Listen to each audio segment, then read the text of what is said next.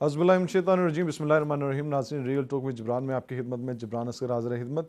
नाज़रीन, आप हमारा चैनल देख रहे हैं 753 तकबीर टीवी पे। आप इसको फेसबुक पे भी देख सकते हैं और यूट्यूब पे भी हमारे चैनल को देख सकते हैं। नाज़रीन, आज हम बात करने की कोशिश करेंगे पुराने पाकिस्तान की और नए पाकिस्तान की। पुराने पाकिस्तान में हुआ सानिया मॉडल टाउन, नए पाकिस्तान में हुआ सानिया साहिवाल। पुराने पाकिस्तान में इन्फ्लेशन 3.9%, नए पाकिस्तान में इन्फ्लेशन 9.4%। पुराने पाकिस्तान में गुर्बत की शरह 9 पॉइंट, गुर्बत की शरह थोड़ी सी कम, नए पाकिस्तान में गुर्बत की शरह ज़्यादा।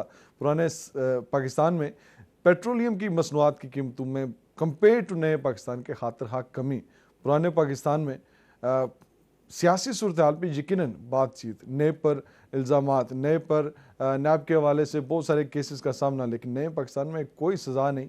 बिल्कुल वही पाकिस्तान कि जिसमें आज भी उनको आसानी से जाने दिया जाता है। पुराने पाकिस्तान में पंजाब पुलिस घरों में छापे मारकर लोगों को ज़बरदस्ती उठा लेती है, और नए पाकिस्तान में नैब के होने के बावजूद, रियासत के होने के बावजूद, रियासत के इदारों को उन कमरों के अंदर दाखिल नहीं होने दिया जाता, और उनको रियासत के इदारे वहाँ पर बेबसी की तस्वीर बनते हैं। पुराने पाकिस्तान में हाई कोर्ट और सुप्रीम कोर्ट को बुतों वाले जज कहा जाता था, और नए पाकिस्तान में सुप्रीम कोर्ट का फैसला एक केस में और होता है, और उसी केस में हाई कोर्ट का फैसला थोड़ा सा मुख्तलिफ होता है। आज इस हवाले से हमारे पास मेहमानों में मौजूद हैं, हमारे पास स्टूडियो में मौजूद हैं जाहिद परवेज साहब, पीटीआई के साबिक सेक्रेटरी जनरल है मरकजी बरतानिया से, और हमारे साथ टेलीफोन लाइन पर मौजूद होंगे पीटीआई पाकिस्तान पीपल्स पार्टी की तरफ से हमारे पास होंगे अजहर इकबाल बड़ालवी साहब, और मुस्लिम लीग नून की तरफ से होंगे सदर पाकिस्तान मुस्लिम नून के मोहम्मद शकूर साहब। जी अस्सलाम वालेकुम शकूर साहब, आवाज़ आ रही है सर? जी जी आ रही है। शकूर साहब, नैब के जो केसेस हुए, उन केसेस में जिस वक्त गिरफ्तारी करने की कोशिश की गई तो बिल्कुल उस तरह नहीं हुआ जिस तरह आगा सराज दुरानी के केस में हुआ। उनके घर में गए पीपल्स पार्टी के लोग, उनके घर के दरवाजे के बाहर खड़े रहे, उन्होंने कहा कि हमारी औरतों को कुछ ना कहा जाए, लेकिन वो उनके कपड़े नहीं फाड़े गए नैब के मुलाजमीन के। तो क्या ये नून लीग अपने लिए कोई डिफरेंट ट्रीटमेंट एक्सपेक्ट करती है, या नून लीग का तुरा सियासत ही है आपकी नज़र में? बिस्मिल्लाहिर्रहमानिर्रहीम। सबसे पहले तो मैं बड़ा मशकूर हूँ आपका और तकबीर टीवी का कि जिन्होंने मुझे मौका दिया आज कि अपने ख्यालात के इज़हार कर सकूँ। और मैं समझता हूँ कि आपके इल्म में कि हाई कोर्ट का आर्डर मौजूद था हमजा शहबाज शरीफ के लिए कि 10 दिन तक आपने अगर इनको गिरफ्तार भी करना है तो 10 दिन पहले इनको नोटिस देना है। उसके होने के बावजूद जो है वो नैब की टीम उनके घर पे उन्होंने छापा मारा, और वहाँ पे आपने जाकर देखा कि किस तरह से वो सियासी तकरीर जो है वो कर रहे थे, किस तरह से उन्होंने जो नैब वाले गए हैं उन्होंने वहाँ पे जाके जो है हमजा शहबाज के घर पे जाके उन्होंने रेड किया। शकूर साहब, नैब के पास अरेस्ट वारंट मौजूद थे, जो उनकी प्रेस कॉन्फ्रेंस आई है, प्रेस ब्रीफिंग आई है, उसमें उन्होंने कहा कि उनके पास अरेस्ट वारंट मौजूद थे। तो फिर 2 घंटे बाद क्यों फिर जो है हाई कोर्ट ने फैसला दिया? तो हाई कोर्ट का फैसला तो पहले से मौजूद था ना वहाँ पे। लेकिन उस पे वो सुप्रीम कोर्ट का फैसला भी मौजूद है, जिस फैसले में कहा गया है कि आप किसी भी मुल्ज़िम को ठोस शवाहिद होने पे आप उस मुल्ज़िम को अरेस्ट कर सकते हैं। नहीं तो क्या क्या ठोस सबूत है, उन्होंने क्या सबूत पेश किए? सर, सुप्रीम कोर्ट का फैसला मौजूद था उनके पास है, तो आज भी तो है ना, आप आज पेश करें। उन्होंने दूसरे दिन भी तो किसी किस्म का कोई सबूत नहीं पेश किया, ना वो नवाज शरीफ के खिलाफ कोई सबूत पेश कर सके हैं, ना वो शहबाज शरीफ साहब के पास के खिलाफ कोई सबूत पेश कर सके हैं, ना हमजा शहबाज के खिलाफ कोई सबूत पेश कर सके हैं।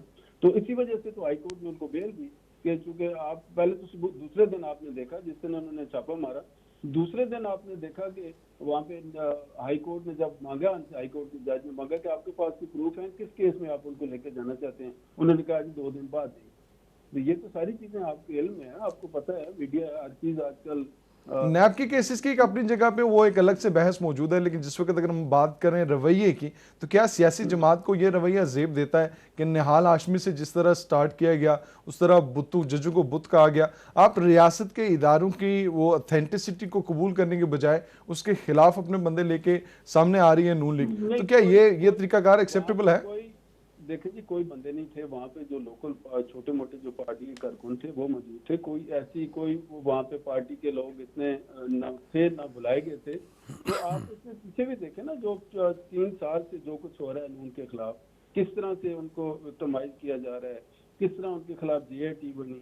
आज देखे ना, चाहे नवाज शरीफ साहब के खिलाफ हो, चाहे शहबाज साहब के खिलाफ हो, कोई एक पैनी ये करप्शन पर कोई साबित नहीं करती। सवाल साहब को उन्होंने 3 महीने रखा है वहाँ पे, पानी केस में बुलाया, उनको और केस में गया था, केस उनको अरेस्ट और केस में किया। एक पैनी भी वहाँ पे एक रुपया करप्शन को साबित नहीं करते, बल्कि वो अब तो विड्रॉ कर रहे हैं। जो जो चीजें उन्होंने की, उन्होंने कहा कि साफ पानी में और लैपटॉप स्कीम में उन्होंने तो क्लियर चिट शबाज शरीफ को दिए। देखो ना, इनके पास जो गिरफ्तार पहले कर लेते हैं, सबूत बाद में ढूंढते हैं। सर शकूर साहब 1947 से लेके 2008 तक जो पाकिस्तान पर टोटल कर्जे थे वो 37 बिलियन डॉलर थे। 37 बिलियन डॉलर टोटल कर्जे थे, जिसमें इस्लामाबाद भी तामीर किया गया, पूरे का पूरा इस्लामाबाद दोबारा बना, नेवल एयर बेस बनी, आर्मी के हवाले से उसको इक्विप किया गया, उसको अपडेट किया गया, मंगला बना, तरबेला बना, बहुत कुछ काम हुए, मोटरवे काफ़ी हद तक बनी।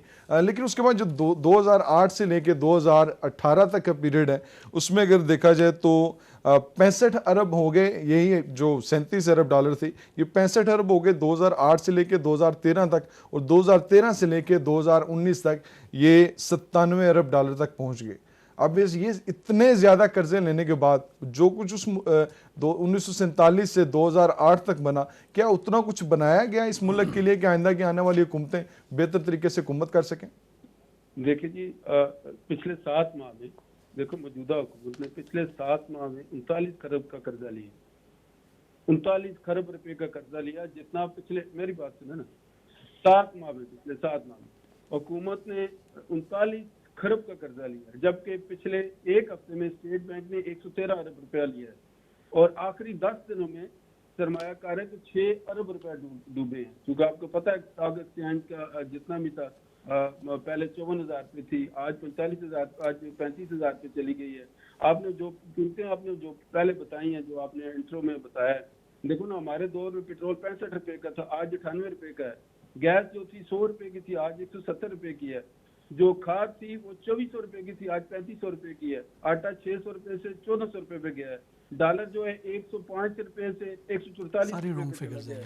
सोना जो था वो 7,000 रुपए पे चला गया है। तो आप देखें, तरक्की की जो शरह थी हमारे दौर में वो 6% थी, 6% से कम होकर आज 3.5% पे आ गई, 5.8 से 3.5। स्कूल साहब, मैं आपकी ये बातें लेके मैं मेरे पास मौजूद है स्टूडियो में जाहिद प्रोफेसर। शरह थी देखो ना, जी 3.8 से 9.4 पे चली गई है। शरह सूद जो थी वो देखें 5.75 से 10,000 या 7.5 पे चले गई है। ज़र मुबादला 20 अरब से 15 अरब पे चले गए। तो ये देखें, मैं इसका जवाब ले लेता हूँ। पीटीआई के हमारे पास मेहमान मौजूद हैं, सर फ़ोन पे रहिएगा, मैं इनसे जवाब ले लेता हूँ इस पर। जाहिद प्रोफेसर साहब, इन्होंने तो पूरी चार्जशीट जारी कर दी आपके 7 माह के हवाले से। क्या पीटीआई वाकई इतनी कमज़ोर है? अगर पहले मैं नैब के केसेस पे आता हूँ कि नैब के केसेस में आपने कहा कि वो पुराना पाकिस्तान था जिसमें 2 लोगों को डिफरेंट तरह से डील किया जाता था। अब नए पाकिस्तान में हालत ये है कि उसी तरह से डील हो गए हैं। नैब के इदारे के लोग जा रहे हैं, रियासत के लोग जा रहे हैं, मैं क्योंकि किसी इदारे वो इदारे रियासत की मलकियत होते हैं, रियासत के लोग जा रहे हैं, अंदर नहीं जा पा रहे। क्या नए पाकिस्तान में भी यही कुछ होना जो पुराने पाकिस्तान में हो रहा था? बहुत शुक्रिया जबरान भाई। पहली तो मैं आपके इस जो है प्लेटफॉर्म से नवाज शरीफ साहब को रिक्वेस्ट करूंगा कि अपने जो उनके बारी बरकम वकील जो उन्होंने रखे हुए हैं उनको वो सैक करें, और मेरे भाई शकूर को जो अपना वकील रख लें कि वो जो बड़े बड़े वकील थे वो तो ये साबित अदालत में नहीं कर सके कि नवाज शरीफ साहब ने एक पाई की जो है वो करप्शन नहीं की, तो शायद मेरे भाई कर दें। तो एक तो ये मैं मैसेज पहुंचाना चाहता हूं कि ताकि सारे पाकिस्तान का भी जो है वो भला हो जाए, अदा करता हूं, और मुस्लिम लीग नून का भी शायद भला हो जाए। अब अपने बाकी आप आ जाएं, नैब की बात अगर करते हैं तो नैब के जो वहाँ पे उन्होंने एक गिरफ्तारी करने की कोशिश की, तो उस गिरफ्तारी के आपको मालूम है कि उसका जो है वो गिरफ्तारी नहीं दी मुस्लिम लीग नून के रहनुमाइश हमजा शरीफ साहब ने। असल में यही मसला है पाकिस्तान का कि पाकिस्तान एक ऐसी रियासत बन गई है कि जिसमें अमीर और गरीब के लिए मुख्तलिफ क़वानीन हैं।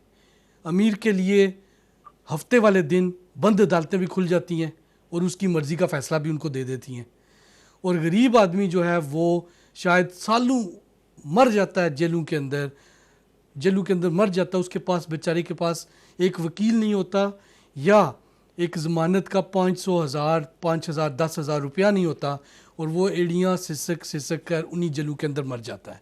और जो अमीर लोग होते हैं उनका एक अपना ही अब निज़ाम है। पीटीआई हुकूमत में आने के बाद अमीरों के इल्जाम पे देखें, जो शिकवे करेगी, शिकायतें करेगी, या काम करेगी सर? देखें उसका देखें ना, जो हुकूमतों के काम होते कैसे हैं। पहली बात यह है कि हुकूमतें जो भी, एक तो एग्जिस्टिंग लॉज हैं आपके, उन एग्जिस्टिंग लॉज को आपने इम्प्रूव करना है। उसको इम्प्रूव करने के लिए ऑब्वियसली आपको लेजिस्लेशन चाहिए होती है, और उसमें आपको हुकूमत की अपोजिशन पार्टियों की सपोर्ट चाहिए होती है ताकि वो आप तो इसका मतलब लेजिस्लेशन कर आपके पास सकें। आपके पास अगर नहीं, मैं इक़्तिदार मुझे नहीं है, बात या करने ज़्यादा दें, ताकत नहीं है, तो बात कितने कर मुकम्मल सकते? करने दें। पहली शॉर्ट बात करने, तो लिस्ट बड़ी लंबी है नहीं, सवालों की, चला लिस्ट मेहमान भी लंबी आ है, रहे लेकिन आपने बात की है तो फिर जवाब भी सुन हैं। लें। शॉर्ट कर ले, बात भी सुन लें आप कि जब आपको एक माहौल होता है, उस माहौल के अंदर लेजिस्लेशन होती है। जब माहौल इस तरह का हो कि आप जो है वो अपनी करप्शन बचाने के लिए हर हद तक जाने के लिए तैयार हूँ, आपको ये भी ना हो कि यार ये रियासत के इदारे जो हैं ये रियासत के इदारे हैं, ये किसी हुकूमत के इदारे नहीं हैं, आखिरी आप उनको भी अंडरमाइन करें। आपकी मुल्क के अंदर हुकूमत, इदारों और रियासत का आपकी जो है आपकी वो रिट आप कमज़ोर आपकी करें। सियासी जमात आखिरी 2 साल में ये कहती रही कि हमें इदारों ने काम नहीं करने दिया। अब आप ये कह रहे हो कि हमें असेंबली में काम नहीं करने दिया जा रहा। नहीं, मैं नहीं तो ये क्या कह रहा, मैं ये नहीं कह रहा, मैं ये कह रहा हूँ कि जो एग्जिस्टिंग लॉज भी हैं, जो एग्जिस्टिंग लॉज भी हैं, देखिए पाकिस्तान के अंदर इन हुकूमतों ने एक करप्ट निज़ाम हमें दिया है।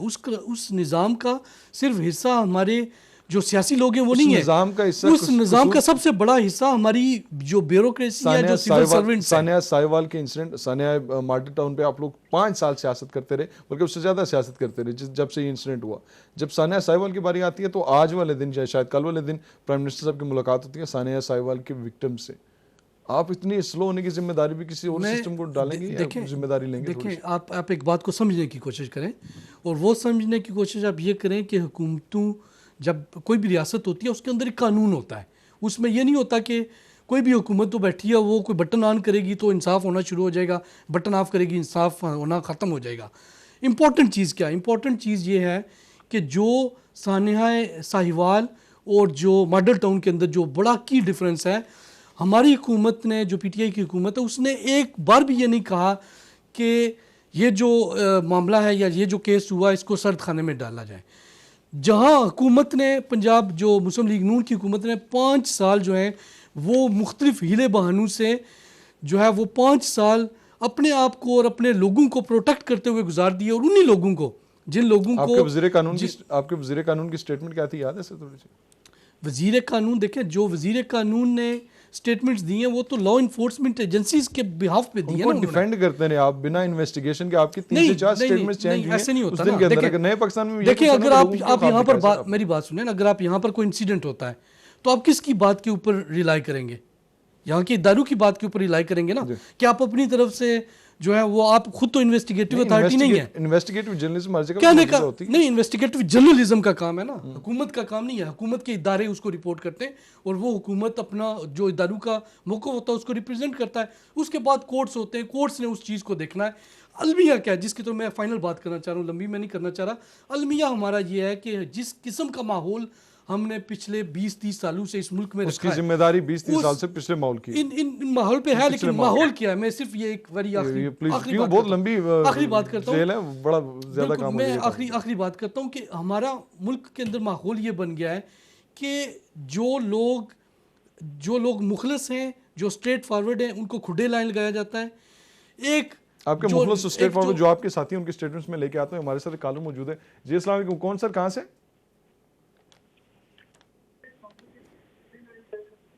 जी अस्सलाम वालेकुम। वालेकुम सलाम जी। जी कौन सर, कहाँ से सर? जबरान भाई, आवाज आ रही है? जी आ रही है सर।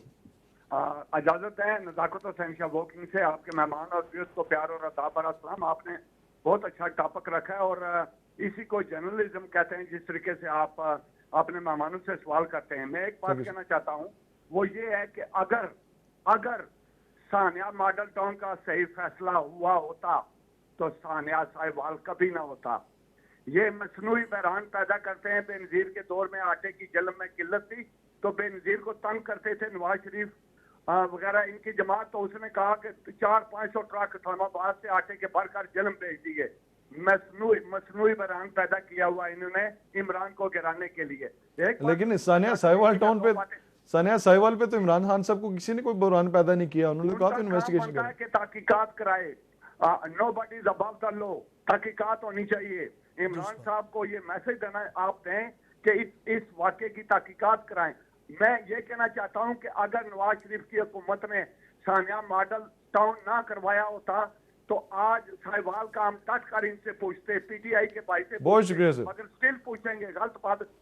बहुत शुक्रिया नज़ाकिर शाह साहब। नज़ाकिर शाह साहब ने कहा, यकीन नाज़रीन हर बंदे का एक अपना व्यू है। उन्होंने कहा कि जो सानिया मॉडल टाउन के अगर मुजरिमों को सज़ा मिली हुई होती तो आज ये ना होता। तो बिल्कुल इसी तरह से जो पिछले केसेस हैं उनमें से अगर तारीख का जायज़ा लिया जाए तो 47 से लेके 2018 तक जो कुछ केसेस होते रहे सबकी सज़ा मिलती रहती तो फिर आज ये वाक़यात ना होते। हमारा सिस्टम वाकई काफ़ी हद तक गड़बड़ है, और लेकिन सिस्टम गड़बड़ होने के बावजूद अगर हमारी हुकूमतें उस पर और हुकूमती नुमाइंदे और हुकूमत के रिप्रेजेंट करने वाले पार्टी को रिप्रेजेंट करने वाले लोग अगर उस पर शिकायत करेंगे तो 9 महीने के बाद मेरा सवाल तो बनता है कि सरकार आपने भी शिकायतें करनी है तो ये शिकायतें तो मुस्लिम लीग नून आखिरी 2 माह में भी करती रही, आखिरी बल्कि 2-2.5 साल तक करती रही। चलो मैं अब आता हूँ थोड़ा सा इकानमी की तरफ। इकानमी की तरफ जिस तरह उन्होंने नंबर्स दिए, जिस तरह फिगर शो किए, 3.4% से इन्फ्लेशन आपकी 9.7% तक चली गई। गुर्बत बढ़ानी है आपने लोगों को, ठीक है आपने डॉलर को एक बैक स्टेज पर लेकर आना था, लेकिन एकदम से कर्जे लेना छोड़ देना और उसके बाद इस स्टेज पर लेके आना कि जिसके बाद एकदम से गुर्बत का सारा बोझ गरीब आदमी पड़ जाए, क्या ये कोई दानिशमंदाना फैसला था? ये अगर पहले IMF के पास चले जाते, कर्जे थोड़े से पहले ले लेते, उसके बाद डॉलर को आहिस्ता आहिस्ता करके वो ऊपर लेके आते कुछ क्रिएट करके, तो वो ज़्यादा बेहतर फैसला था। पहले तो ये जो इन्फ्लेशन है इसमें कोई शक नहीं है, लेकिन उसका जो ववेला है वो इन्फ्लेशन से कोई 10 गुना ज़्यादा है। अगर आप फिगर्स, मैं आपको फिगर्स देता हूँ, आप ये चेक कर लें, पीपल्स पार्टी के पहले 8 महीनों के फिगर्स देख लें, मुस्लिम लीग नून के पहले 8 महीनों के फिगर्स देख लें। पीपल्स पार्टी के फिगर्स जो हैं वो अभी जो इस वक्त की हुकूमत है उससे तकरीबन 70%, 60 से 70% ज़्यादा है कि महंगाई पीपल्स पार्टी के ज़माने में 60 से 70% जिस आज की तरह के हालात मिले आपको, जंगी हालात नहीं मिले आपको, मुल्क में अफरा तफरी नहीं मिली आपको, मुल्क में बम धमाके नहीं मिले, मुल्क में आपको मुल्क में 97 आपको बिलियन डॉलर 11,000 का लोन भी मिला, आपके सामने भी खुद ही कहा। मुल्क के अंदर आपको ये भी मिला कि पिछले तकरीबन 30 सालों के अंदर अगर आपकी आमदन जो है वो 50 रुपये थी तो आपका खर्चा 100 रुपया था, ये भी आपको उसके अंदर से मिला। आपने मुल्क के अंदर जिस तरीके से इसको बेहतर करने के बजाय वर्ष की तरफ लेके जा रहे हैं, सोल्यूशन क्या है उसका? इसका सलूशन ये है कि सबसे पहले तो ये है कि जो आपका जो ये आपने सिस्टमेटिकली फेलियर किया अपने इदारों को, और जिस तरीके से आपने, अब मेरे भाई क्या कहते हैं 8 महीने हो गए सर, 100 दिन का प्लान देते थे, 8 महीने के बाद आपके पास अभी इस्लाहात कोई नहीं। मैं आपको बताता हूँ 8 महीनों के अंदर अगर आप देखें तो जब ये मुस्लिम लीग जो नून की हुकूमत गई है तो इस वक्त हर महीने का जो ट्रेड डेफिसिट था, हर महीने का करंट अकाउंट डेफिसिट जो था वो $2 बिलियन था। हर महीने का $2 बिलियन ट्रेड डेफिसिट था। इसका मतलब क्या है कि आपको हर साल कम से कम इन्वेस्ट करके 23 से 24 अरब डॉलर आपका शॉर्टफॉल था। अब जो पिछला महीना गुजरा है मार्च के अंदर, उसका जो ट्रेड डेफिसिट था वो तकरीबन 300 से 400 मिलियन के दरमियान था। अब ये कितना है कि अगर पहले 5 रुपए थे तो अभी 1 रुपया है। अगर पहले 5 रुपये आपका डेफिसिट था तो अभी 1 रुपया। अब इस 1 रुपये को जीरो पे लाना है और फिर इसके ऊपर सरप्लस में लेके जाना है। नाज़रीन ये एक बहुत बड़ी मजे की बात होती है कि आप 5 साल पे पूरी तरह से अपोजिशन जमातों पर इल्जामात लगाएं, पूरी तरह से कहेंगे इंतजाम, ये फिर आपका कमेंट नहीं है। अपोजिशन में पूरा कमेंट सुन ले, बिल्कुल आपको इख्तियार हासिल है कि अपोजिशन करप्शन करती रही है। 300 अरब और 500 अरब और 900 अरब और 1000 अरब और 3000 अरब रुपए की करप्शन हो चुकी है, डॉलर्स की करप्शन हो चुकी है, दुनिया भर में पैसा जा चुका है। लेकिन उस सारे का नुकसान, जिसको नुकसान करना होता है तो गरीब आदमी पे टैक्स लगा दिया जाता है, उसकी कीमतें बढ़ा दी जाती हैं, उसकी रोटी मुश्किल कर दी जाती है। तो यही कुछ होता है हमारी सियासत में। लेकिन चलें, इसको तो हमारे साथ मौजूद हैं जनरल सेक्रेटरी हैं अजहर इकबाल साहब, सेक्रेटरी जनरल है पाकिस्तान पीपल्स पार्टी बरतानिया के। जी अस्सलाम वालेकुम अजहर साहब। वालेकुम जनाब, ठीक सर कैसे हैं आप? सर जी, बिलावल भुट्टो जरदारी ने कहा कि एक लात मारकर हुकूमत गिरा देंगे। जरदारी साहब पर नैब के केसेस हैं, अफरियाल तारपुर साहब पर करप्शन के केसेस हैं, दुरानी साहब बिल्कुल वो भी, शजील मेमन साहब वो भी इस तरह केसेस में रहे। पीपल्स पार्टी करप्शन के केसेस की वजह से ज़्यादा जल्दी में हुकूमत गिराने में, या उसकी कोई और वजूहत हैं? नहीं, देखें जी कि अगर पीपल्स पार्टी वाइड पार्टी है जिसने इस हुकूमत को बुनियादी तौर पर सहारा दिया। आपको पता है जब ये नए इलेक्शन हुए तो बाकी मुल्क की तमाम जमातें उन्होंने हल्फ लेने से इनकार कर दिया। ये पीपल्स पार्टी थी जिन्होंने सबको मोटिवेट किया, वोट किया और सबको कन्विंस करके उन्होंने हल्फ लिया और पार्लियामेंट को कहा कि उसको सुप्रीम बनाना है। पीपल्स पार्टी ने हमेशा बुनियादी तौर पर जमहूरियत को मजबूत करने के लिए अपना रोल प्ले किया, अपनी कुर्बानियां दी, और यही हम पे किला सर ये कौन सी जमहूरियत मजबूत हो रही है सर कि जिस वक्त करप्शन के केसेस हैं और करप्शन के केसेस के दौरान आप मार्च करना चाह रहे हैं, ये कौन सी जमहूरियत की खिदमत हो रही है सर? ये मैं बिल्कुल उस तरफ आ रहा हूँ, क्योंकि पहले आपने जो कहा ना कि उसका मैं कमेंट पर जवाब देता। जहाँ तक करप्शन की बात है, आप पूरी पीपल्स पार्टी की हिस्ट्री देख लें, बेनजीर भुट्टो साहबा से आसफ अली जरदारी साहब पर जो केस बनाए गए। पीपल्स पार्टी के लिए ये कोई नई बात नहीं है। कुछ हमारी जो एस्टेब्लिशमेंट है वो अपने चहेतों को जब लाते हैं, तो पीपल्स पार्टी पे जरदारी साहब को 11 साल पहले भी जेल में रखा गया। आपको पता, सैफुर रहमान साहब ने उनके पाँव पकड़ के माफी मांगी। On the record justice Qayyum Malik को उन्होंने कॉल की कि अपने केसेस में 12-14 साल। तो अनफॉर्चुनेटली पाकिस्तान की जुडिशरी एस्टेब्लिशमेंट का रोल कोई अच्छा रोल नहीं रहा इस मुल्क के लिए। सर 5 साल पीपल्स पार्टी 5 साल पीपल्स पार्टी की हुकूमत जस्टिस रही। क्यूम को एस्टैब्लिशमेंट ने फोन नहीं पाँच- किया था, पाँच- मियां शहबाज साहब ने ये किया था। ये कह रहे हैं कि मियां शहबाज साहब ने फोन किया था, जस्टिस क्यूम को एस्टेब्लिशमेंट ने नहीं किया था। बिल्कुल मियां भाई सही कह रहे हैं जो भाई बैठे हुए हैं, लेकिन मियां शहबाज शरीफ साहब और मियां नवाज शरीफ साहब तब तक एस्टेब्लिशमेंट की पॉलिटिक्स करते थे, उनके चाहते थे। जब उन्होंने एस्टेब्लिशमेंट को छोड़ा तो उनका भी हाल देख लें। तब तक मियां नवाज शरीफ और शहबाज शरीफ में एस्टेब्लिशमेंट को, जुडिशरी को कोई करप्शन नजर नहीं आ रही थी, कोई उनके फ्लैट्स नजर, ये फ्लैट्स 90 में खरीदते हुए थे। मेरा कहने का मतलब है जो एस्टेब्लिशमेंट को और जुडिशरी को डिस्प्यूट करते हैं, जो उनके चहेते होते हैं, मैं यही बात कह रहा हूँ, तब तक वो उनके काबिल कबूल और मंजूर नजर थे। अब आज वो भी नहीं है, इसलिए कि उन्होंने भी उनसे जो बात अजहर इकबाल साहब, मरियम नवाज साहबा की तरफ से कहा गया था कि ये वही, बल्कि पीपल्स पार्टी जब खुद इस नतीजे पे पहुंचेगी, खुद इन हालात में पहुंचेगी तो उनको फिर पता चलेगा। और आज परसों जिस वक्त जरदारी साहब गए, कोर्ट में गए, तो वहाँ पर साफियों ने सवाल किया कि ये वही कुर्सी है कि जिस पर नवाज शरीफ बैठा करते थे, और ये वही कुर्सी है जिस पर मरियम नवाज बैठा करती थी, और आज आप लोग उन्हीं कुर्सी पर मौजूद हैं। तो क्या आप दोबारा से पीपल्स पार्टी के साथ और PMLN के साथ उस तरह से इत्तेहाद करके हुकूमत के खिलाफ चलना चाह रहे हैं कि मौलाना फजल रहमान की भी मुलाकातें शुरू हो गई हैं, तो आप इत्तेहाद की तरफ इकट्ठे हो गए हैं या अभी नहीं हुए सर? देखें जी, मैंने जैसे जो पहली बात की थी कि हम पहले दिन से अपोजिशन को, जॉइंट अपोजिशन को लेके चलना चाहते हैं, मुल्क को, सिस्टम को, डेमोक्रेटिक सिस्टम मजबूत करने के लिए, और आगे भी अपोजिशन का काम है मिलके काम करना। अपोजिशन का काम है जॉइंटली हुकूमत की जो गलत काम है उनकी तनकीद करना, उनकी इस्लाह करना। तो अपोजिशन का मिलना कोई इसलिए नहीं होता कि हुकूमत गिराना। हमें तो PTI वाले इल्जाम लगाते रहे कि हम की टीम रही है नवाज शरीफ साहब की जब ये हुकूमत गिराने धरना दिया था, तो हमने हर दौर में, हमारी कोशिश आज भी रहेगी कि गवर्नमेंट 5 साल पूरे करे, लेकिन गवर्नमेंट को खुद भी कुछ सोचना करना चाहिए। ये एहतसाब वन वे सिर्फ एक पीपल्स पार्टी का ही दौर में तो नहीं होना चाहिए ना, ये एहतसाब तो सबके लिए होना चाहिए। अजहर साहब फोन पे रहिएगा, मैं वापस आता हूँ आपके पास। मेरे साथ खुद दोबारा मौजूद हैं PMLN बरतानिया के सदर जनाब। अस्सलाम वालेकुम शकूर साहब, आवाज़ आ रही है सर?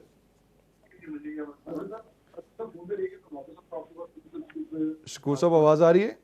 जी जी जी जी जी जी। शकूर साहब, इन्होंने कहा है कि ये पिछली 30 सालों का छोड़ा गया जो इस वक्त सिस्टम है, वो 30-35 सालों से पिछला ख़राब सिस्टम छोड़ा गया हमारे लिए, और हम इस वक्त उस सिस्टम को ठीक करने की कोशिश कर रहे हैं, तो इस वजह से सारा बर्डन, बोझ अवाम पर पड़ रहा है। क्या ये जस्टिफिकेशन इनफ है या आपके ख्याल में, और आपकी हुकूमत वाकई इस जिम्मेदारी को लेती है, आपकी जमात, कि जिस तरह से पिछले दिनों में करप्शन होती रही, करप्शन में 144 नंबर और 126 नंबर पर मुल्क रहा, और जिस तरह से मुल्क इस वक्त कर्जे की दलदल में है, और मियाँ नवाज शरीफ साहब की और उनकी फैमिली की जो प्रॉपर्टीज़ हैं वो बैरून दुनिया में अरबों की मालियत में है। तो जिस मुल्क की हालत ये हो कि मुल्क डिफ़ॉल्ट होने की तरफ जा रहा हो, और उसके कायद की हालत ये हो कि वो बरतानिया में और दिगर ममालिक में प्रॉपर्टी का मालिक हो, तो वैसे सवाल नहीं बनता फिर कि मुल्क के इंटरेस्ट ज़्यादा इंपॉर्टेंट थे या ज़ाती इंटरेस्ट?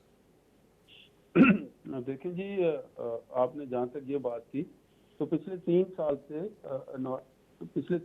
नवाज शरीफ साहब ये कोर्ट में जो है उनका केस चल रहा है। तो आज जब उनकी बेल हुई तो जज के रिमार्क्स आपने देखे, एक पैनी भी उनसे, चाहे वो प्रॉपर्टी की है, चाहे जितने भी केसेस उन पे थे, जाहिर कोर्ट ने फैसला करना था ना। कोर्ट की आप दोनों भी जजमेंट देख लें, चाहे वो सुप्रीम कोर्ट की है।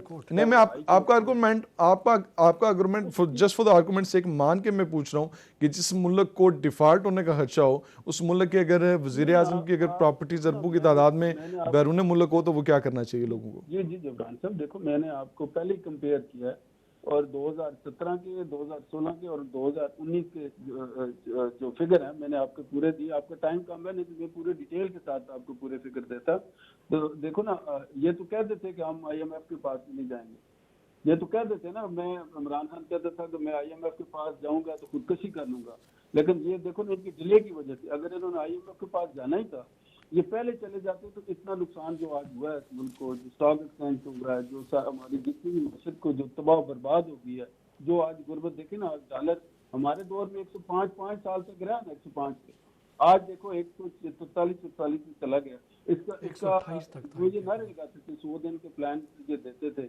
अब तो 8 से 9 सर ये कह रहे हैं कि आपके दौर में 128 तक पहुंच गया था, वो मेरे ख्याल में 1-1.5 साल ही रहा था, निगरान दौर में ज्यादा मेजॉरिटी वैल्यू उसकी 10-15 के दरमियान में। हाँ, निगरान ज्यादा दौर गया में तो था। 124 तक था डॉलर, निगरान गवर्नमेंट 124 तक था। हमारे दौर में जब तक वो रहे हैं सरदार साहब, वो 105 पे रहा है।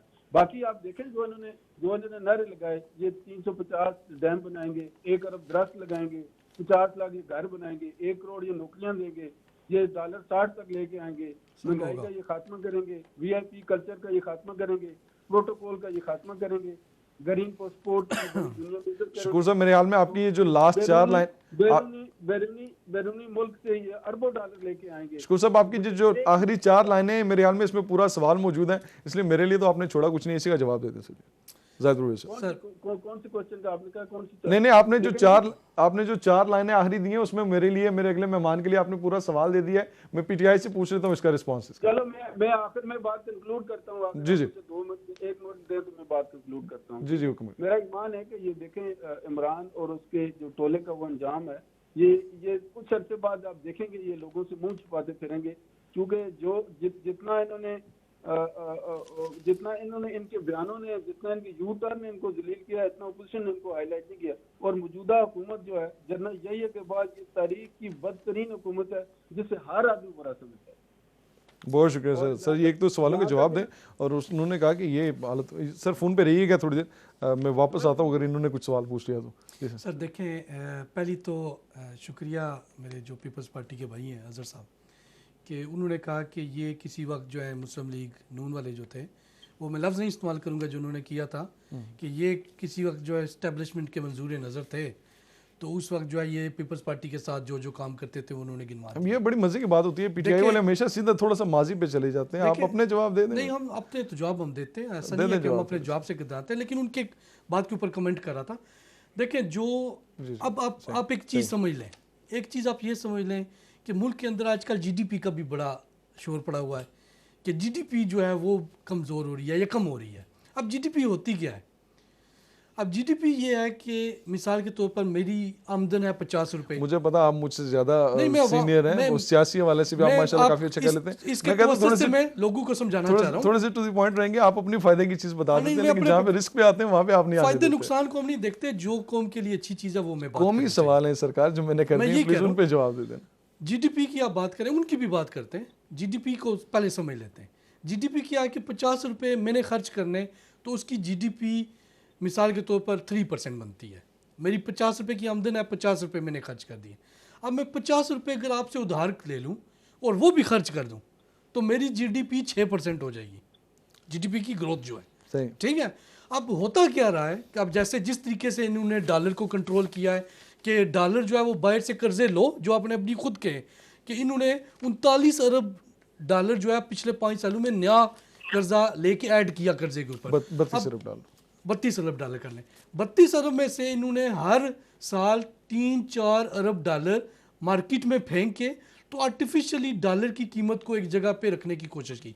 उसका फायदा क्या हुआ? अब आपकी ये बात मुझे बिल्कुल समझ में आ गई, आपकी बात मुझे समझ आ गई। मेरे यहाँ नाज़रीन भी तारीख में हमारी गिरी है 1.8% उसका फर्क पड़ा सारा, लेकिन वो तो एक्सपोर्ट एक दिन में तो नहीं बनती ना। एक्सपोर्ट के ऑर्डर्स जो होते हैं वो 3 से 4 महीने के बाद किक होते हैं। बहुत ज्यादा 3 से 4 महीने के बाद हमने कम किए, इंपोर्ट बहुत ज्यादा कम हुई है, बिल्कुल ये बात मानने वाली है। लेकिन उस पे जितनी एक्सपोर्ट इंक्रीज होनी चाहिए थी 1.8% की बजाय ज्यादा इंक्रीज होनी चाहिए थी, वो नहीं हुई। और दूसरी जो बात मैं मानूं, एक कॉलर मौजूद है। जी अस्सलाम वालेकुम, कौन सर, कहाँ से? सर नहीं आवाज आई, दोबारा बोलिए। जी अस्सलाम वालेकुम। जी वालेकुम सलाम। जी सर सवाल करें सर प्लीज। जी अब मैं प्रोग्राम आपका देख रहा हूँ, बहुत अच्छा प्रोग्राम है। और अभी जो शकील खान साहब हैं उन्होंने अपनी बात करते हुए दो बहुत अजीब लफ्ज़ इस्तेमाल किए।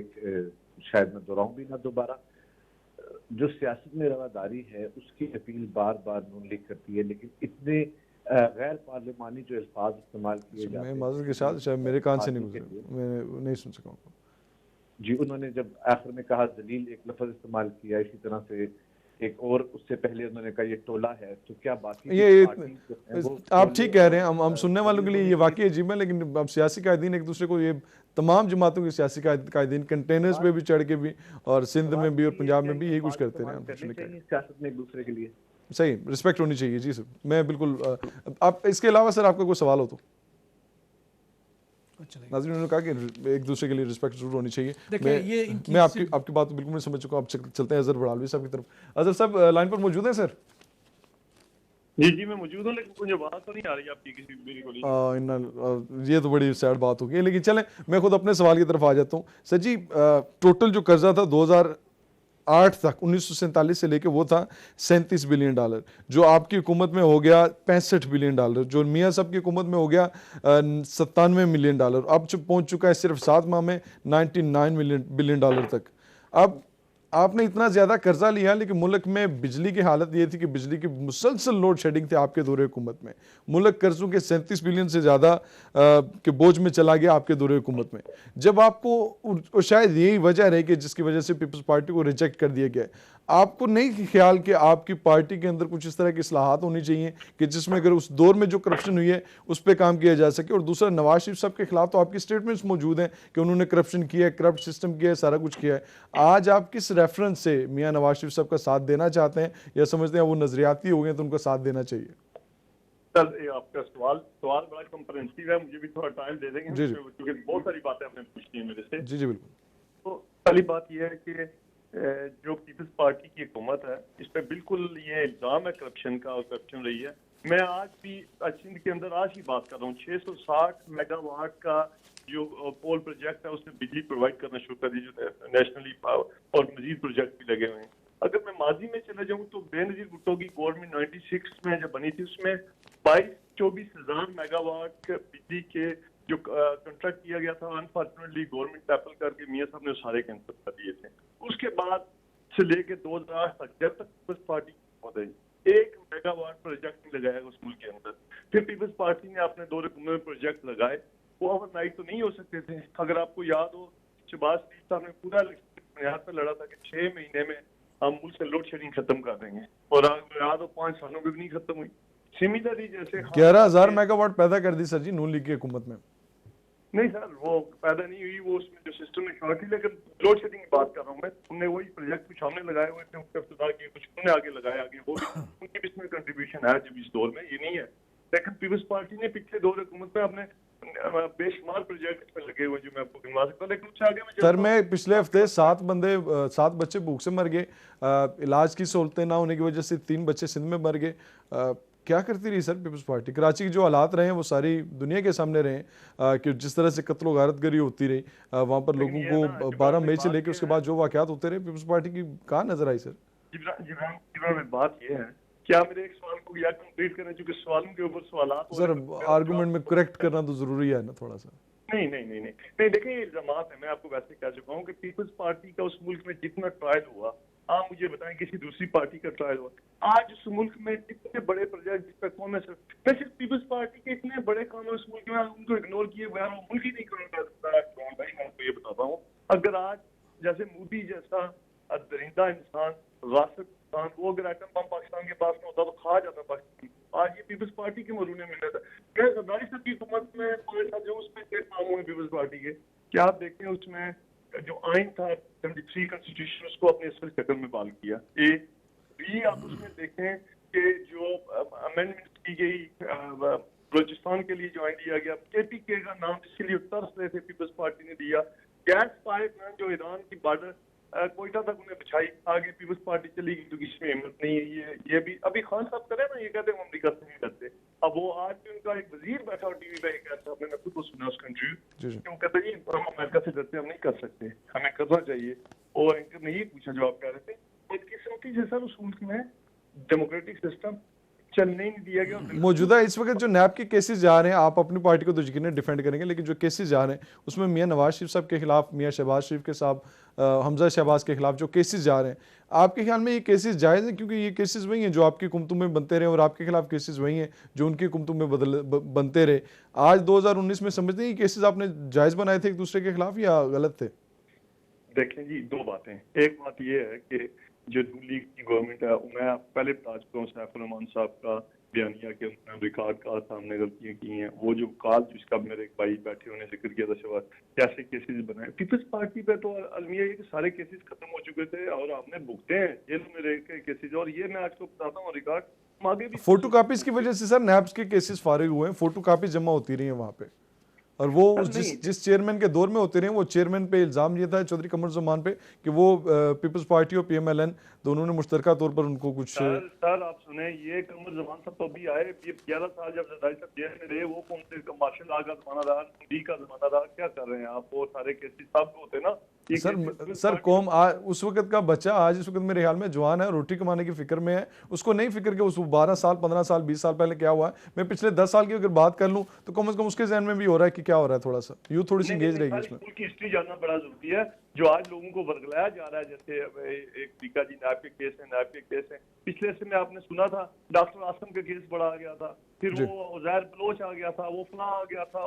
मतलब पीपल्स पार्टी पे जितना मीडिया ट्रायल होता है, सर जरदारी साहब ने शादी कर दिया, पता नहीं कौन सी ले आए थे, ये trial media trial people's party पर डे फर्स्ट से आज तक एस्टेब्लिशमेंट कर रही है। और पाकिस्तान के अंदर अगर रियली कोई लोगों की पार्टी ये, इसमें आप भी मैं आपको बताऊं, ये पीछे दबाने की कोशिश है, चाहे मियां नवाज शरीफ साहब हो, चाहे पार्टी हो, ताकि ये जो सिलेक्टेड और लाडली गवर्नमेंट है इसको इस पे बोले, इन्हीं की बातें छोड़े पीपल्स पार्टी को या नून लीग को एक मिनट के लिए, वो माजी की बातें चले गलत हो गया उसकी। अब इन्होंने जो ऐलानात किए थे, मुझे खान साहब की मैं आपको 101 बात सर बिल्कुल, मैं वो 101 में से कोई 2-4 मेरे पास है, मैं पूछता हूँ सर इनसे। सर मैं वापस आता हूँ आपके पास, मेरे साथ टेलीफोन पे कॉलर मौजूद है। जी अस्सलाम वालेकुम, कौन सर, कहाँ से? जी अस्सलाम वालेकुम। जी अस्सलाम वालेकुम। जी वालेकुम सलाम। जी कौन सर? मोहम्मद अकरम बात कर रहा हूँ। जी अकरम साहब सवाल करें सर प्लीज। सर मेरा एक छोटा सा सवाल है जी जी कि आपके यहाँ बैठे हुए हैं पीटीआई के रहनुमा बैठे हुए हैं, जी जी। तो मेरा उनसे सवाल है जी कि पीटीआई ने कौन सा ऐसा प्रोजेक्ट है जो वो फख्र से कह सके जी यही हमारा कारनामा है जितने अरसे का हो, या इन्होंने कोई ऐसे प्रोजेक्ट की बुनियाद रखी हो। मैं बिल्कुल बात को कंक्लूड करते हुए यही कहना चाहूँगा कि मैं समझता हूँ कि पीपल्स पार्टी भी चोर है, नवाज शरीफ भी चोर है, नून लीग भी चोर है, सारे चोर है। मैं तो ये कहता हूँ जी कि वहाँ का जुडिशियल सिस्टम भी चोर है। और बहुत शुक्रिया अकरम साहब, आपको मैसेज आ गई। यकीन नाज़रीन, जिस वक्त लोगों के खिलाफ केस चलते रहेंगे 30 साल 35 साल, उसके बाद जिनके खिलाफ आप केस चलाते रहें, जिनको आप जेलों में घसीटने की धमकियां देते रहें, जब मिसाकी जमहूरियत की बात होगी आप इकट्ठे होंगे तो फिर यकीन लोग सवाल पूछेंगे। और जिनको आप ये कहते रहें कि डेली की पता नहीं 300 अरब रुपये बैरून दुनिया चले जाते हैं, मनी लॉन्ड्रिंग हो जाती है, और जिस वक्त आपकी हुकूमत में आने के बावजूद वो अगर 300 अरब डॉलर नहीं बच रहे, फिर पूछना तो बनता है कि सरकार क्या करते हैं आप अपनी हुकूमत में। सर मैं लास्ट पे आपका कमेंट लेना चाहूँगा। एक तो ये जो भाई ने सवाल कर दिया, और दूसरा सवाल मेरा, मैं वापस उसी मैन फोकस पॉइंट पे आता हूँ। जी जी, मैं लास्ट फोकस उसी पॉइंट पे आता हूँ कि जो कुछ हुआ पिछले दौरे हुकूमत में, आपने कहा इन्होंने करप्शन की, सारा कुछ किया, अरबों रुपए का आपने इन पर इल्ज़ाम लगा दिए, और उस पर इन्वेस्टिगेशन हो रही है, होगी नहीं होगी, कितनी होगी, ये तो बात की बात है, क्योंकि आपने कहा कि सिस्टम अभी पुराना है। आपने वो सारे का सारा बोझ उठाकर वो गरीब आदमी पे डाल दिया जो पहले से सफ़र कर रहा था। उस गरीब आदमी पे बोझ डालना, क्या अगर ये आपकी पॉलिसी थी तो आपको अपनी इलेक्शन कैंपेन में कह नहीं देना चाहिए था कि जब तक पैसे वापस नहीं आते हम लोग इसी पॉलिसी पे चलें? देखिए, पहली तो बात यह है कि जो बोझ गरीब आदमी पे पड़ा है इसमें कोई दो राय नहीं है, और ये जो बोझ पड़ा ये पहली बार जो है वो बोझ नहीं पड़ा, ये हमेशा से हुकूमतें ऐसे करती आई हैं। अब देखें, जो मेन चीज़ है कि आपने डिस्प्लिन से इलाज करना कि हम कर्ज़ा मज़ीद ले लेते हैं और मज़ीद कर्ज़ा लेकर हम जो है वो मज़ीद कर्ज़े का अंबार लगाकर थोड़ा आर्टिफिशियली चीज़ों को सस्ता करके अपने 5 साल गुजारते हैं, और उसके बाद जो भी अगली हुकूमत आती है उसके ऊपर ये सारा कचरा डाल के हम पीछे हो जाते हैं। हम भी तो बातें पीटीआई की करना शुरू कर प्रेफरेंस देते हैं। ये हमारी प्रेफरेंस नहीं, हमारी प्रेफरेंस ये है कि हम जो सिस्टम के अंदर ख़राबियाँ हैं उन ख़राबियों को उनके पायदार हल की तरफ जाएँ। हम उसके पायदार हल की तरफ जाएं। और आपके जब ख्याल में ये पायदार हल है? मुल्कों की हमें बिल्कुल हमारी ठीक। जो पॉलिसीज है हम बाद मुकम्मल कर मैं लेंगे कि- अगर फ़ोन पे मैं मानू से अगर एक मिनट ले लूँ, उसके बाद मैं लास्ट पे हम लोग इकट्ठे गुड बाय कर लेंगे। जी, मैं पीपल्स पार्टी सॉरी PMLN के जो हमारे साथ रहनुमा मौजूद हैं, शकूर साहब आवाज़ आ रही है सर? जी जी जी सर। शकूर साहब, आपके ख्याल में इस वक्त नून लीग की हुकूमत, पीपल्स पार्टी की हुकूमत, PTI की हुकूमत जो माजी में रही हैं और जो इस वक्त घूमते हैं, उनको ऐसा कौन सा अमल करना चाहिए कि जिससे कम से कम इकानमी की पॉलिसी के लिए सारे इकट्ठे होकर पार्लियामेंट में बात कर सकें, बहस कर सकें, कम से कम लोगों गरीबों के हालात तो बेहतर हों? देखो जी, मैं एक चीज उसमें ऐड करना चाहूंगा, क्योंकि जो आपने केसेस की बात की, केसेस वज़ीर आज़म पे भी हेलीकॉप्टर का केस चल रहा है, वजीर दफा पे मालम जब्बा का केस चल रहा है, चीफ मिनिस्टर पे KPK पे केस चल रहा है, जंगीर तारीख पे जो इनसाइडर ट्रेडर का था, जो माली भगवती के अकाउंट में पैसे साबित हो चुके थे, उन पे केस चल रहा था। तो जो BRT का जो पेशावर का सबसे मेगा करप्शन का केस है, वो करप्शन है, उन पे तो एक्शन नहीं लिया जाता। सर ये क्योंकि असल में टाइम बहुत शॉर्ट है, अगर आप लास्ट में ये इकानमी की पॉलिसी पे आ जाए, ये आपके पॉइंट्स बिल्कुल पहुंच चुके हैं सर। देखो, मईशत डूब रही है, गरीब का बुरा हाल हो रहा है। मौजूदा हुकूमत की पहली तरजीह यही है कि शरीफ खानदान के खिलाफ कुछ सबूत ढूंढे। 5 साल तो वो सबूत लहराते रहे, 5 साल तो वो सबूत लहराते रहे। अब जो टाइम आया तो अब ये सबूत सर वो अदालत में पड़े मैं समझता हूँ कि इस वक्त जो चूंकि जो महंगाई हुई है और जिस तरह से ये IMF के पास करना क्या चाहिए सर, ये अगर मशवरा देना चाहें कोई देखो ना, हुकूमत को चाहिए अपोजिशन के साथ बैठकर, देखो ना, ये अब उनको अपोजिशन शहबाज शरीफ के साथ जो अपोजिशन लीडर उनके साथ बैठना पसंद नहीं करते, उनको लेटर लिखना पसंद नहीं करते। तो मौजूदा बहुत शुक्रिया शकूर साहब, बहुत शुक्रिया। जब तक आपस में आप बैठेंगे शकूर साहब, तो उस शुक्र साहब, माजरत के साथ टाइम बहुत शार्ट है, लेकिन यकीन इस पर लंबी बहस हो सकती है नाज़रीन, क्योंकि मसाइल 70 साल के हैं। हम लोग 7 महीने में उसका आगे से उस 70 साल में 7 महीने का शायद इजाफा देख रहे हैं, लेकिन 71 साल के मसाइल कुछ अर्से के बाद कहेंगे, 72 साल के कहेंगे, लेकिन देखते हैं। अजहर बड़ालवी साहब हमारे पास मौजूद है। अजहर बड़ालवी साहब, आपके एक लाइनर में आपसे चाहूँगा कि पीपल्स पार्टी पर जब भी करप्शन के केसेज या कुछ तरह के केसेस की बात होती है तो उसको मुल्क की सलामती को खतरा हो जाता है। क्या ये नहीं हो सकता कि पीपल्स पार्टी मुल्क की सलामती को साइड पर रखे और जब इकानमी के मसाइल हैं तो उसके लिए हुकूमत के साथ मिलकर कोई इस तरह का लाएअमल तैयार करे कि जिसमें हुकूमत तोड़ने की बातें तो बिल्कुल वो अपनी जगह पे सियासत जारी रहे, लेकिन काम हो सके, लोगों की बेहतरी हो सके? जिब्रान, आप ये सवाल इतने लंबे करते हैं और जवाब मुझे कर रहे हैं, आप आधे मिनट में दे दें। यस, पीपल्स पार्टी उस मुल्क की वाहिद वफाक की पार्टी है जिसकी वजह से मुल्क बचा हुआ है। ये आप इसी देख लें, रिकॉर्ड में आपको बचाने वाली पार्टी हुई है। ये तो बिल्कुल गलत इल्जाम है टोटली कि पीपल्स पार्टी मुल्क तोड़ने वाली पार्टी है। पीपल्स पार्टी तो शाते देनी, आप जाने देनी बेनज़ीर को और पूरी खानदानों की बात उस मुल्क का रिकॉर्ड का आप देख लें, उसकी बायोग्राफी में लिखा है कि हमने भुट्टो का एटम बम बनाया, तो आपको अर्बल एग्जाम्पल सुनाएंगे। तो पीपल्स पार्टी में एक कम से कम इल्जाम जो है ये मत लगाए और बाकी सारी बातें, इसलिए इसका जवाब तो ये है। बाकी पीपल्स पार्टी पे करप्शन के इल्जाम है सर, वो टोटल सर मैं कहता हूँ हल की तरफ, अगर इकानमी को का मसला हल करना हो तो उसके लिए आप क्या एडवाइस करेंगे मौजूदा हुकूमत को? सर मौजूदा हुकूमत के पास, अगर आप बिलीव नहीं, अब असद उमर साहब जो इनके वजीर खजाना है, अगर उन्हीं की अपोजिशन से मैं जब उन्हीं की गवर्नमेंट के उनके बयान सुने कि कहते हैं जो डीजल पेट्रोल महंगा हो तो, और इमरान खान साहब के भी तो वजीर आजम प्राप्त होता है, आप उन्हीं की बातें सुनी, उन्हीं को आगे रखें। इनकम्पिटेंसी है उनके अंदर, उनको कम्पिटेंट बने। सर बहुत शुक्रिया अजहर इकबाल साहब, बहुत शुक्रिया आपका भी आपने टाइम दिया, इतनी ज़्यादा टाइम आप सब लोगों का बहुत शुक्रिया। नाज़रीन, हमारी कोशिश ये होती है कि हम लोग बेहतर तरीके से मिसाल को जानने रहे। जाहिद परवेज़ साहब से लास्ट कमेंट लेना मेरे ख्याल में ज़रूरी बनता है। जाहिद परवेज़ साहब, आप कहते हैं कि करप्शन के केसेस हर बात का जवाब नहीं होते, कुछ काम भी करना होता, काम करने के लिए हमें कहें, हम बैठते हैं, बैठ के मुआशी पॉलिसी बनाते हैं। इस मुस्बत एटीट्यूड का थोड़ा सा मुस्बत जवाब दे दें, मिलने किसी से मिलने पर तो आपको डील पे ये तो आप कह रहे हैं, लेकिन जो मैसेज मुझे नज़र आता है वो ये है कि अंग्रेज़ी में उसे कहते हैं you scratch my back I scratch yours, कि हमारे साथ मुकमका कर लें तो फिर कोई प्रॉब्लम नहीं है, लेकिन ये अब होने वाला नहीं है। ये बहुत सालों से होता रहा है, 20-30 सालों से ये मुकमका चलता रहा है।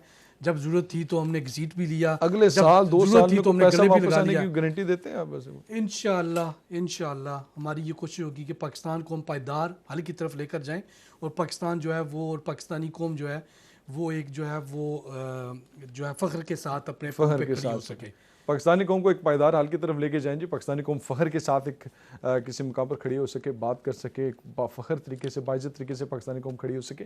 ये वो ख्वाब हैं जो तमाम सियासी जमातें हमें दिखाने की कोशिश करती हैं, और शायद उस ख्वाबों में किसी जगह पे नीयत का अमल दखल ज़रूर होगा और नीयत अच्छी भी होगी, लेकिन अमली तौर पर जिस वक्त हम लोग देखते हैं तो पेट्रोल की कीमत में इजाफा हो जाता है, दालें महंगी हो जाती हैं, दवाइयाँ जान बचाने वाली महंगी हो जाती हैं। हालांकि उसके 2 हफ्ते और 3 हफ्ते के बाद एक स्टेटमेंट दे दी जाती है कि इनको दवाइयों को वापस कीमत में लाया जाए, लेकिन वो जो 3 हफ्ते तक वो जो माफिया उसको लूट लूट कर खाता रहा, क्या उस माफिया को कभी को पूछेगा? क्या कुछ ज़ख़ीरा अंदाज़ों को कभी को पूछेगा? क्या कोई पूछेगा कि जिस वक्त आपकी हुकूमत हो तो नैब के पुलिस के लोग आपके घरों की दीवारें फलांग कर आपके माओ बहनों को वो मुंह में गोलियां मारें तो कोई फ़र्क नहीं पड़ता, लेकिन जिस वक्त आपको पोजीशन में हो तो फिर आपको ये लगे कि पुलिस का दरवाजे पर खड़ा होना हमारी इज़्ज़त नफ्स को मजरूह करता है। तो यकीन नाज़रीन, जब इस तरह के 2 नहीं, 3 नहीं, 4 नहीं, 5 पाकिस्तान होंगे तो फिर 4, 5, 6 पाकिस्तानों में एक आम आदमी का पाकिस्तान यकीनन सफ़र कर रहा होगा। इस आम पाकिस्तान के लिए थोड़ी सी मुखलसी रखें आप भी, और सवाल करना सीखें ताकि इसी से कुछ तब्दीली आए। रियल टॉक विद जबरान में जबरान अली को हाजिर दीजिए। दुआ में याद रखिएगा, next Monday, Tuesday, Wednesday sky 753 पे, तकबीर टीवी पे फिर हाजिर खिदमत होंगे। हमारा प्रोग्राम आप फेसबुक पे भी देख सकते हैं और real talk with Jibran YouTube पे भी, तकबीर चैनल पे आप देख सकते हैं। बहुत शुक्रिया, थैंक यू।